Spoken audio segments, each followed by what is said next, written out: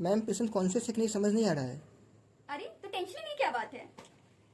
GCS scale है ना, GCS मतलब होता है ग्लासको कोमा स्केल, जो कि पेशेंट का लेवल ऑफ कॉन्शियसनेस चेक करने के लिए यूज किया जाता है, जिसमें हमारे पास मिनिमम 3 पॉइंट्स होते हैं, मैक्सिमम 15 पॉइंट्स होते हैं। ठीक, अगर 3 पॉइंट्स है मिनिमम तो पेशेंट डेथ या कोमा की कंडीशन में होता है, और 8 से नीचे हम कोमा कंसीडर करते हैं, 3 पे हम डेथ कंसीडर करते हैं, और मैक्सिमम हमारे पास 15 पॉइंट्स होते हैं। इसमें इसके 3 पैरामीटर्स होते हैं इसको चेक करने के।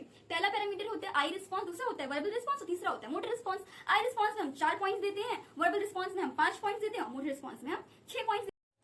आई रिस्पॉन्स, अगर पेशेंट स्पॉन्टेनियसली हमें देखता है तो हम इसको देते हैं 4 पॉइंट्स, अगर हमारे बोलने पे हमें देखते हैं तो देते हैं 3 पॉइंट्स, अगर पेन पे देखता है तो हम देते हैं उसको 2 पॉइंट्स, और कोई रिस्पॉन्स नहीं देता तो हम देते हैं उसको 1 पॉइंट। फिर बात करते हैं स्पीच की। अगर पेशेंट हमारा अलर्ट और ओरिएंटेड है तो हम उसको देते हैं 5 पॉइंट्स, अगर कंफ्यूज है तो देते हैं 4 पॉइंट्स, इनअप्रोप्रिएट रिस्पॉन्स कर रहा है अजीब सा कुछ तो 3 पॉइंट्स, और इनकॉम्प्रिहेंसिबल नहीं समझ में आ रहा तो 2 पॉइंट, और नो रिस्पॉन्स पे 1 पॉइंट। फिर मोटर रिस्पॉन्स पे आते हैं तो पेशेंट हमारा कमांड ओबे कर रहा है तो हम उसको देते हैं 6 पॉइंट, अगर पेन भी कमांड ओबे कर रहा है तो हम उसको देते हैं 5 पॉइंट, अगर विड्रॉ कर रहा है पेन से तो हम उसको देते हैं 4 पॉइंट, अगर फिर उसके बाद अगर डिकॉर्टिकेट कर देते हैं 3 पॉइंट, और फिर डेसिब्रेट करते हैं तो उसको देते हैं 2 पॉइंट, और नो रिस्पॉन्स पे देते हैं हम उसको 1 पॉइंट।